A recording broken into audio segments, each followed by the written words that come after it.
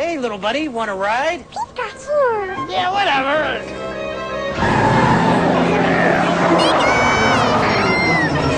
I'll be right back. For a good portion of my gaming life, the one and only game franchise I cared about was none other than Pokémon. Seriously, if you knew how many times I played each and every one of these games, you'd be mildly concerned. After all, my favorite game is Pokémon Platinum. To be honest with you, it's scary how much of a footprint this game has left in my brain. There's an abnormally large amount of Pokémon knowledge in my mind that will most likely not go away. Not entirely, anyway. Oftentimes, when I space out and let my mind go blank, I revert back to the default of Pokemon, only to snap back to reality. I don't know what it is about it that captivates me so much. Me and my closest friends were all huge fans of the franchise, so maybe that was it, something we could all do together. From the title of this video, you probably already know that I'm not here to talk about Pokemon as a whole, but about one set of games in particular. The ones that started it all. Pokemon Red version and Pokemon Blue version. I kinda began making this video on a whim. It was just something I thought would be really fun to do. But the more I thought about it, the more I realized if I tried to make a video on these games, it would be incredibly biased. Anything I thought about this game would be completely skewed by the fact that I am in fact a Pokemon fan. When I think of Pokemon, I think of how it is now, for better or for worse. Now you could argue that this makes my review of the game more valid, since I totally more than the average man would know about it, but that doesn't satisfy me. When I see a review for any game, I want it to be good for the guy who has never played it once in his life. Or a review where you can say, hey, this looks like a game I would like, or yeah, I don't think I'd enjoy this. I was super afraid if I made a video on these games, I would completely alienate the audience who was less familiar with Pokemon. I decided right then and there that this review had to be accessible to everyone. Rather than compare this game to Pokemon as a whole, I want to try to judge it simply as a video game.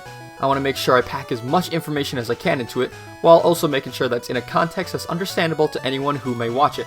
And who knows, this game came out a while ago, maybe I can get some people who aren't familiar with the originals to give it a try.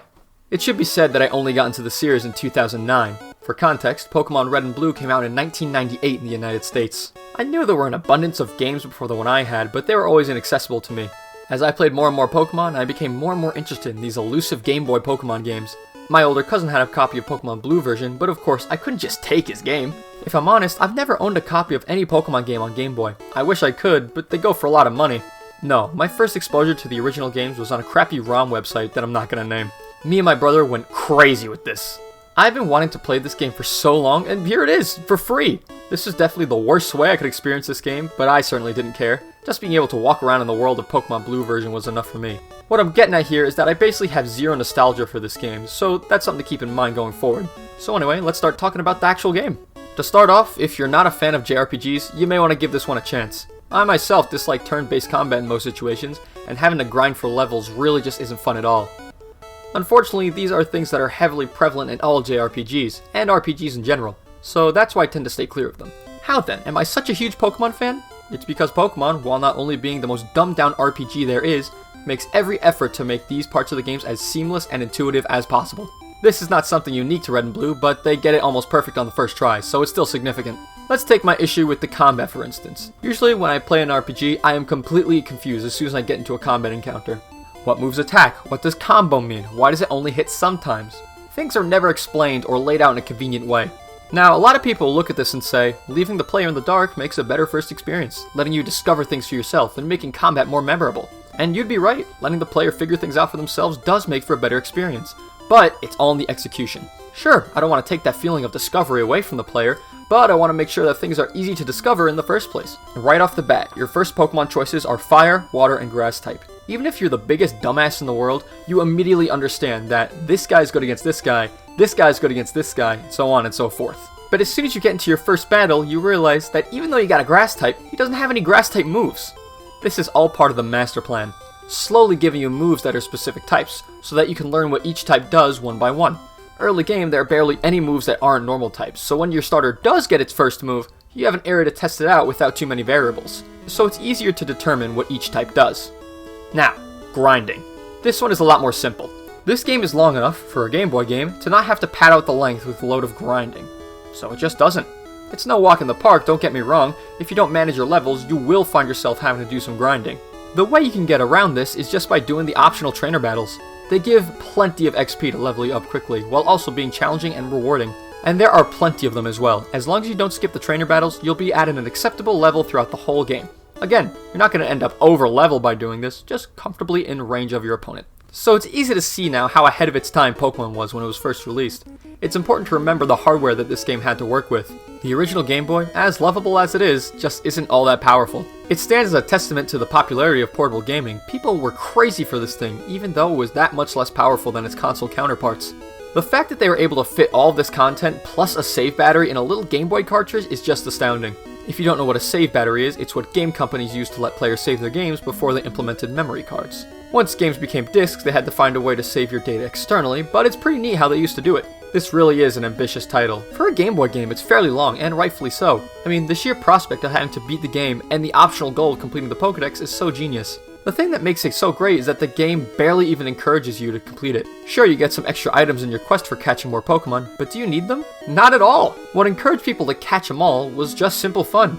It was fun to run around and explore the terrain. It was fun to see the different sprites for new Pokemon. One could say that the limitations of the hardware amplified this effect. Look at Pokemon now, literally the most successful video game series ever. It has all the money in the world to make games, but for some reason, these ugly Game Boy games are the ones people remember. It's because there is zero discovery in these games anymore. Just walk forward until you find what you're looking for. In Pokemon Red and Blue, there is almost zero hand-holding. The game barely points you in the right direction at all. This can be scary because the overworld winds around like a maze, but Game Freak was so careful to make only a few paths accessible at a time, while making sure the player can see those additional paths and wonder what they are. How can I get past here? Do I need a different Pokemon? What Pokemon can I find here? The game never asks you to backtrack to these places either, it barely even suggests it. What encourages players to go back and explore is the player themselves. I want to go here not because some guy came up to me and said, "You gotta go here first to progress." No, because I'm met with an obstacle, so I gotta explore to find a solution. It's pure genius! They give you plenty of room to explore, and yes, this means you may enter an area that will be too high level for your current team. This is far from a bad thing. If the player wants to go explore an area they aren't ready for, the developer should say, "Sure thing pal, have fun getting your ass kicked." If the player does get destroyed, chances are they don't think it's bad game design. All it does is pique their curiosity at what the next area might hold, and it makes it that much more satisfying when you do end up going back and beating the trainers that beat you. Red and Blue, compared to the later titles, are a lot more comfortable letting the player just do their own thing. Yes, there's definitely a set order to do things in, but it never feels like you're just following a path. It's more like blazing a trail. This creates some of the greatest pacing in a video game I have ever seen. You define the pacing yourself. In that regard, Pokemon Red and Blue clearly outclass future titles. Though in some cases, hindsight is 20/20. For instance, the balancing in Pokemon Red and Blue can be very frustrating at times. What I'm really trying to say is, it sucks! Listen man, I really like the idea of having 150 mons. It makes the meta super tight and can be really easy to manage, but they really missed the mark on that one. To start, Psychic types are goddamn broken. If you get a Kadabra, not even an Alakazam mind you, a Kadabra, you can blow through most battles. It doesn't help that the supposed check to the Psychic type, Bug type, is super underrepresented in this game. The best Bug types in this game, Pinsir and Scyther, don't even learn any Bug type moves. It doesn't even matter that they don't, because there are only 4 Bug type moves, and only 3 of them do damage. And none of them are even good moves at all. Twin Needle is base 25 and hits twice, so basically base 50. Pin Missile is base 25 and can hit 2 to 5 times. It is beyond unreliable. If you couldn't tell from my ranting, this isn't a good thing. This isn't the only time it happens too. Ghost type is in an even worse situation, where there being only one Ghost type in Gen 1, and the only damaging Ghost type moves are Lick and Nightshade. Lick is a base 20 move, so it's useless, and Nightshade does damage equal to your level, so once you get a lot of HP, it's useless. Same situation with Dragon. There's only one Dragon type line, and they only get one Dragon type move, which only does 40 damage. It's like the Pokemon with the best stats just end up not being able to use their power because of a shitty move pool. The move pool in general was pretty sparse for everyone to be fair, where you get maybe 1 or 2 good moves that are your type, and then mostly normal type moves. Just look at the number of normal type moves as opposed to the other types. Let's take a look at some overpowered moves, Wrap and Clamp.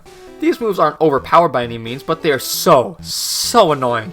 If somebody uses Wrap on you, it traps you, and they get to use Wrap 4 to 5 times without you doing anything. Granted, it is a weak move, but no one wants to sit there and watch the AI use the same move 5 times. In contrast to Wrap, we have Hyper Beam. In theory, Hyper Beam is supposed to do mega damage one turn, and the next turn you have to recharge. The thing about Hyper Beam is in Red and Blue, if the opponent gets knocked out by Hyper Beam, you don't have to recharge at all. Considering that this move has the highest base power in the game, besides Explosion and Self-Destruct, chances are it'll be enough to kill. I'm fairly certain that the move isn't supposed to behave this way and this was an oversight, but that doesn't change the fact that you can get obliterated so much easier now. The whole point is that you trade a turn for huge damage. If you get knocked out with Hyper Beam, you don't have the extra turn to even out the playing field a bit. Hyper Beam not working correctly isn't an isolated incident either.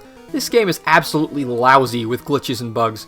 For instance, everyone who has ever heard of these games has heard of Missing No. If you haven't, all you have to do is surf on the far right edge of Cinnabar Island and you'll find them. It can appear in a number of different forms, but the most common is this jumbled up sprite right here.